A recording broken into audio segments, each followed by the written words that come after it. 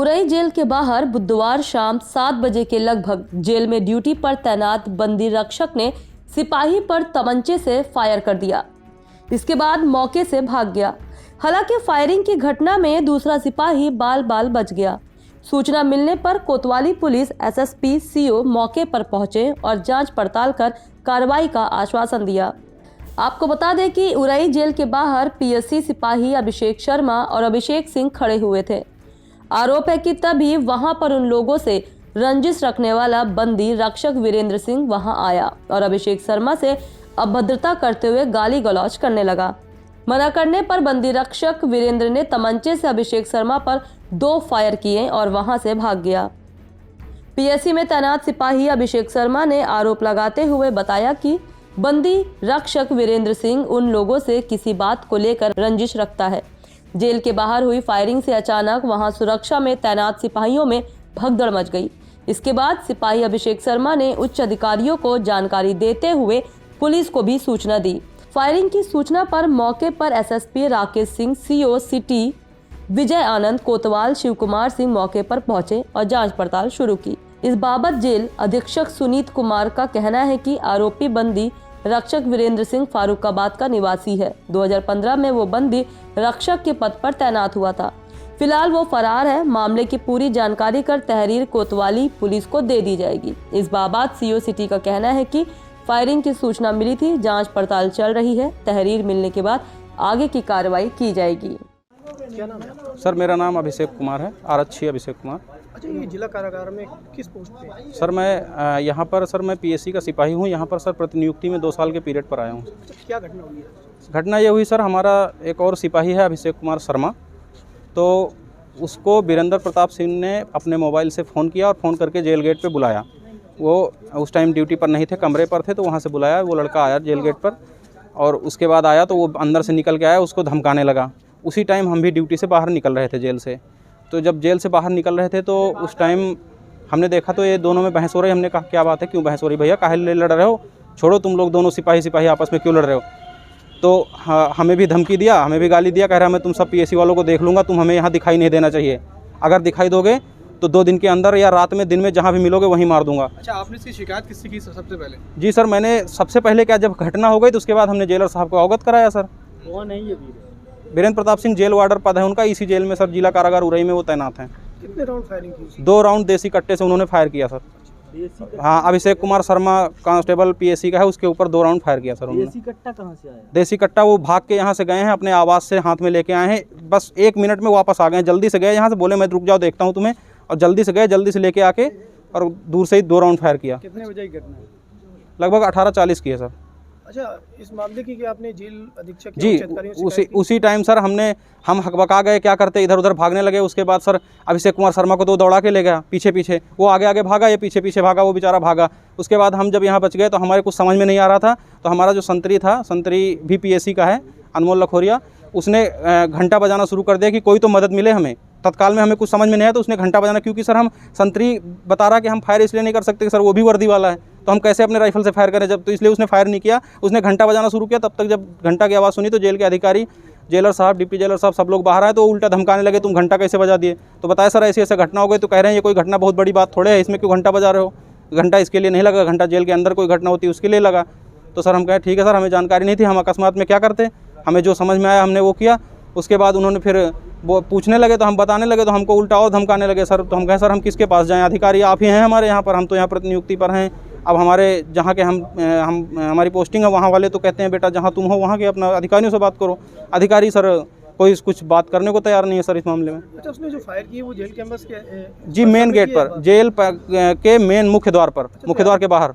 कैमरे भी लगे होते हैं यहाँ पे? कैमरे तो लगे होते हैं सर, लेकिन अब देखो क्या है, रिकॉर्डिंग है या उनका सिपाही है जेल का सर, वो हम लोग तो यहाँ पे 2 साल के लिए आए हैं, पता नहीं डिलीट करवा दिया होगा रिकॉर्डिंग। अब इस मामले में हम क्या कह सकते हैं। लगभग 6:40 या 2-4 मिनट आगे पीछे का, लगभग 6:40 या 2-4 मिनट आगे पीछे का टाइम होगा। अगर रिकॉर्डिंग होगी तो उसको निकलवाया जाए सर। क्या चाहते हैं अब आप?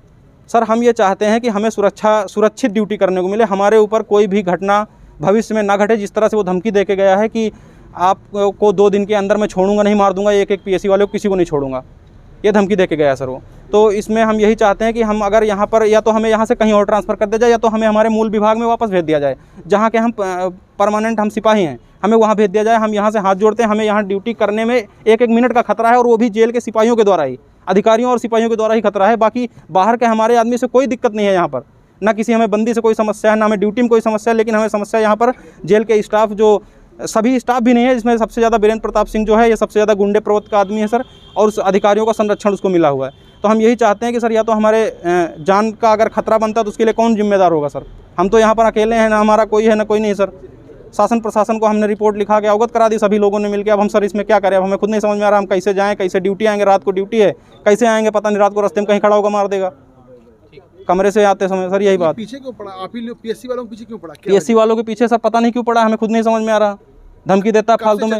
कब से चल रहा है? सर हम आए हैं लगभग यहाँ पर फरवरी में आए हैं 2021 में, तब से सर प्रतिदिन टॉर्चर होता है सर। लेकिन हम लोग अपने मुख्यालय में संपर्क किए, पीएससी मुख्यालय में एप्लीकेशन लिखे वापसी का, जी वापसी का एप्लीकेशन लिखे, तो वहाँ से हमें ये जवाब मिला कि आप लोग 2 साल की प्रतिनियुक्ति पर गए हैं, आप लोग अपना पीरियड पूरा कर लीजिए 2 साल का, उसके बाद आपको वापसी ले लिया जाएगा। और सर हमारा 1 साल लगभग पूरा हो गया, 1 बाकी है। तो सर अब हम तो 1 घंटे भी ड्यूटी करने में डरते हैं सर यहाँ पर, कि पता नहीं क्या कर दिया जाए। इसके पहले भी एक बार घटना हुई थी, तो उसमें हमें ये सुनने को मिला था कि ये अंदर ड्यूटी में आते तो बंदियों से इनको पिटवाओ। ये घटना आई थी करीब 4-5 महीना पहले। फिर हमने जैसे तैसे चुप करके मुंह बंद करके ड्यूटी करते रहे, तो वो घटना कुछ दिन में शांत हो गई। अब आज ये घटना हो गई सर। कभी ना कभी कुछ ना कुछ होता ही रहता है सर हमारे साथ ऐसा व्यवहार किया जा रहा है जितना तो सर कोई लेबर के साथ भी नहीं करता, क्योंकि सर ये जानते हैं कि ये जाएंगे कहाँ, 2 साल के लिए आए हैं तो जाएंगे कहाँ। लेबर से भी बदतर स्थिति हमारी बना रखी है सर। जी सर। 43 क्या नाम? मेरा नाम अक्षय कुमार शर्मा। अच्छा, किस पद पे हैं? सर मैं यहाँ 43 बटालियन पीएससी एटा से यहाँ संबंध हूँ, जिला कारागार हो रही में। अच्छा, मुझे 1 साल सर्विस हो गई सर। क्या घटना हुई? घटना कुछ नहीं हुई, वो आया यहाँ पे, वहाँ से आके मुझसे मतलब उससे झगड़ा किया। झगड़ा करके हम तो बोलता है कि 2 मिनट रुक जा, बस अभी आके तुझे बताता हूँ। कौन? उसका नाम है वीरेंद्र प्रताप सिंह। क्या है वो? वो यहाँ पे जेल हेड वार्डन है, 15-16 बैच का है। जेल वार्डन है वो, यहाँ पे सिपाही के पद पे है। क्या वजह? वजह कुछ नहीं थी, बस ये कह रहा कि वजह कुछ नहीं थी, वजह बस यही थी कि तुम यहाँ दिखने नहीं चाहिए मुझे। मैंने कि तुम ऐसे कैसे बोल सकते हो, तुम्हारा पर्चा थोड़ी है, सरकारी है, हम कहीं भी घूमें कहीं कुछ करें, कि नहीं तुम यहीं नहीं दिखने चाहिए मुझे। बस इस वजह से भग के आया कि तुम 2 मिनट रुको बस, अभी झगड़ा करके 2 मिनट बाद आया। जेल के जो मेन गेट से फायर किया उसने, 2 फायर किए ऊपर कट्टे। काहे से फायर किया था उसने? असला था देसी, मतलब अंधेरे में इतना दिखा नहीं कौन सा, पर 2 फायर किए उसने मेरे ऊपर कट्टे से। कहाँ से लेके आया था असला? वो 5 ये नहीं पता कहाँ से गया था, बस 2 मिनट में गया था, 5 मिनट में वापस आ गया। उसके बाद में हम सब 4-5 लोग खड़े थे यहाँ पे, ड्यूटी वाले थे वो जान बचा के भागा। फिर मेरे पीछे एक पहले सामने से गया, फिर एक पीछे से फायर किया मेरे ऊपर। सर जेल में अभी सुना है कि आरक्षकों पे गोली चली है, किस तरीके का मामला है और क्या सामने आया? यहाँ पे जो है शाम की घटना है और आपस में जेल के सिपाहियों में किसी बात पे लड़ाई झगड़ा हुआ और फिर उसमें से एक लड़के द्वारा फायरिंग की बात प्रकाश में आई है।